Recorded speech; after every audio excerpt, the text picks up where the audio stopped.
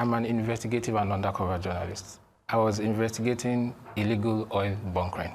It happened that, you know, it's a complex story. It happened that someone in the security setup was offended that he didn't get bribed because the illegal bunkerers would bribe people in security. For now, I don't want to, be specific, but they would bribe. And one got annoyed and tipped off others to say, something is happening there. So they came. Everyone else ran away other than me. I came forward and had an interaction with them. So one, there was no arrest. The Nigerian army did not arrest me. They didn't? No, they did not arrest me. But you were in their custody? They spotted me, flashed their torch, and I came out. And I wanted to open a conversation with them. I didn't show them my ID because the illegal bunkers had said they had settled everyone, and the guys who came were the ones who were not settled, and the conversation was going on to settle them. So I just thought it was a settlement conversation, and I came forward. So they did not arrest me. I came forward. It's not like they chased me. They didn't get anyone. All the other guys, fled into the bush, but I stayed because at the end of the day, I knew I had nothing to hide. The grouse of the army, the real grouse of the army, one, is that I did not carry them along. I won't deny that I have low trust for Nigerian public institutions. A small 2-minute diversion. Last year, I did an undercover investigation on an orphanage home that was selling babies. I bought a newborn baby with 2 million naira, took the baby to NAPTIP. I looked after that baby.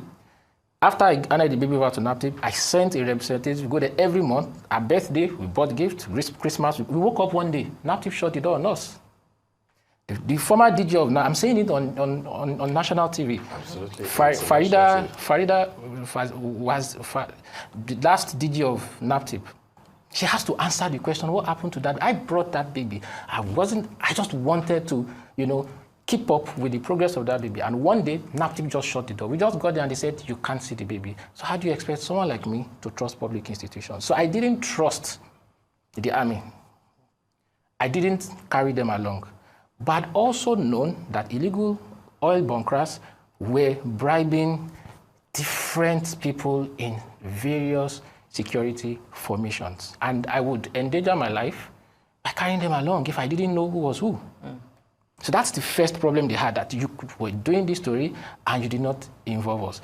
Now, I have been vindicated because I spent 3 days in military detention. Everything I told the highest levels of the army, the illegal bunkers were telling me when I left. You get, when they picked me up, it was around 2 a.m. We were in the bush until maybe 4, 5. A soldier stole my 2 phones. The army, I'm saying it on air, I have to fish out that soldiers and punish him. You can't arrest people and then your man is stealing. And when we left, they took me to a camp, a military camp close to that place. We were there till afternoon, until about 3 p.m. I did not say a word about who I was because I felt it was too general a place to make that kind of statement. They all felt I was an illegal oil bunkerer, and I played along until they took me to 6 Div. And I thought from then, I was speaking with people in offices who were investigating the case. That's when I said, look, I'm actually an undercover journalist. This is proof. But everything I told them, the things I wrote in my statement, as I got out yesterday, illegal oil brokers were telling me, who are you? We thought you were one of us.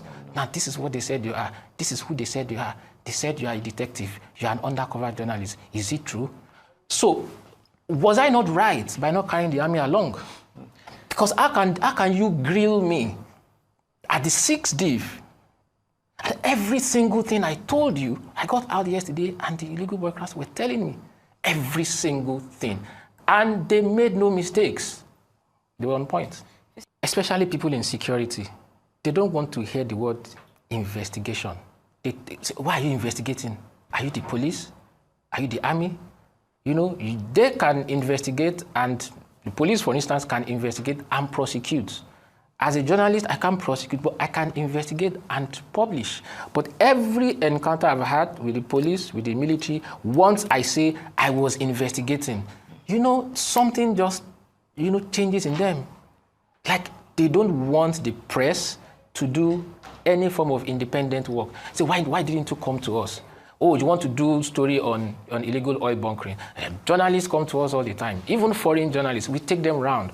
Why do you want me to see what you are showing me? If your house is clean, and as an undercover journalist, I go there, I would come out with nothing but the clean report. All my stories are not negative. When I did Prophets of Their Pockets, prophets who were collecting money to issue fake prophecies, the Catholic Church did not take any kobo from me, gave me no fake prophecy.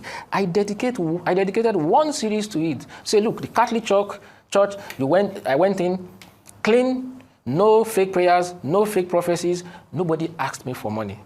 So if you are clean and I go in undercover, an investigative journalist comes in, you don't have to be worried because the outcome would still be your cleanliness. But because there's so much to hide, they just don't want the media to do its job. They just feel that by you making claims to independence, then they are giving them bad news. And yeah, it's evidence, it's proof of how bad this system is. Illegal oil bunkering cannot stop in this country. I can tell you that. Some of the senior army officials were saying the President Bola Tinubu has said no to bunkering. You people think it's a joke. It will not end because the illegal bunkerers have collaborators in security formations. Not one, not two, not three. So my phone was eventually returned after pressure, but it took a long time, and they haven't punished the soldier who did it. How much do I still have a story? I'll be honest, it's the first time I have genuinely felt my security compromised. I believe the army deliberately, this acting spokesman of the Nigerian army, deliberately compromised my security by releasing that statement and linking me to oil bunkers. Because FIJ announced that I was in detention and made no mention of oil bunkering. Now you've gone to tell illegal oil bunkers. That's what you did. That look, this guy was on your trail. Now we have told you. So my utmost concern now is my security has been compromised by the Nigerian army that should be interested in ending illegal oil bunkering and should have seen me as a partner. Wednesday, they picked me up around 2 a.m. Wednesday. Oh. And I was in that camp morning, afternoon, then around evening before 5, I got there, and then so they knew since Wednesday because I gave them my real name. I told them, look, they were saying, even if you're a journalist, can't a journalist be an illegal oil bunker? I said, look, all my stories have been experiencing the crimes I'm trying to expose firsthand and providing hard evidence. I've gone to prison undercover. I've gone to psychiatric home. I spent 10 hours in a psychiatric hospital as a patient undercover to write a story on it. I tracked an orphanage for 19 months undercover. I got myself trafficked to Burkina Faso, experienced everything. And I was giving them the titles. Go online and check. That's the track record for years. So I believe that they knew immediately on Wednesday that I was an investigative journalist. Now to Adeswa's question, so why did they keep me? I think the army should be the ones to answer that question. One, if it did not get to the media yesterday that I was in detention, I would still be there. I repeatedly asked them, and I need to speak to my lawyer. Look, I've not committed murder. So let's even say that I'm an illegal oil bunkerer. I'm saying I want to talk to my lawyer. That one phone call, I should be able to make it to my lawyer. And they denied me. And they instructed all soldiers around there that not one of them must give me their phones. I must not use a phone to make a call to send a text. If not for the plans I had made before embarking on the story, those plans enabled my organization, FIJ, to know my location. If I hadn't made such plans using technology, I would still be in detention. They told me that we will investigate for as long as possible, even if it's 1 month, even if it's 2 months. Wow. The only reason I'm out now is that it got to the press. So what are you afraid of? Okay, you thought I was an illegal oil bunker when you picked me up. You've then found out I'm an investigative journalist. Why are you keeping me? By Wednesday night, they had become calmer in their relations with me. We were initially hostile because they thought I was a criminal. But by the time they found out in the evening, they had become relaxed, took me to the house of the commander of the, I think, anti-bunkering, Mashegu, if I get the name correctly. Sat down in his house, we talked, they gave me food and all that. So they knew I wasn't a criminal at that point. Liverpool Real Champions League. I'm an incredible Liverpool fan. On Wednesday, I watched a good part of it in his house, in the house of the commander. So they knew that I wasn't a criminal. That's why they allowed all that. So why did they keep me? Who were the interests? Who thought that if this guy got out, there was trouble? Now the army, the Nigerian, that spokesman has to issue another statement. Colonel, what's the name again? Colonel Danjuma. You know, I'm saying it on national TV. Colonel Danjuma, you have to issue another statement and explain to Nigerians why the things I told the army in my statement got out before me. And you released me, and the illegal oil bunkers were telling me exactly the things that I told you. All right. They were telling me that they even watched my last interview on Arise TV. That they sent to them from 6 Div. So if we are going to end illegal oil bunkering, we have to look at all the security formations. That's where the cleanup starts. It's not the people on the streets who are looking forward to it. To realize that I obtained hard evidence by experiencing the entire process. So we were to load crude onto a truck and move it to Enugu. A buyer was waiting. Some move it to Enugu, some move it to Anambra or Abia, and then some go as far as Kanu. So we were to move, and then, but I wanted to see the site. I wanted to see the site, so I insisted. And last minute, they said, drop the bag. Of course, they knew that it could go south. Said, oh, this is your bag, you don't need it. This item, you don't need it. So I dropped 2 items with them, and I went. And of course, from there, I ended up with the military. I needed to retrieve my property with them. So I still had to interact with them. Now, the thing is, there's not a French. I'll be honest. The 2 guys who were the food soldiers, those are not people I'm interested in. Those are people who are victims of the country, who have no job, who want to make ends meet. They need to eat somehow. Those are not the people. They have bigger backers. And those are the people that I think should be exposed. The people in security formations, whose job, look, there's no society that can function well when institutions are lax. You know, when you can commit crimes and the institutions that should prevent the crimes, that should prosecute you for being a criminal, are your collaborators. So for me, the bigger deal is that security formations take bribes. It will shock you the kind of people who escort illegal oil bunkers out of Port Harcourt. It's public. The army spokesman knows it. Did you witness that?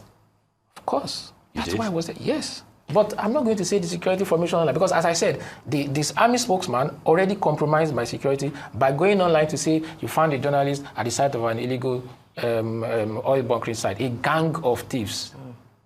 The real gang of thieves, they're in that. I'll be honest, there are people who are clean in the army. Yes, in the course of my... That's why trucks get... One of the reasons why trucks get burnt.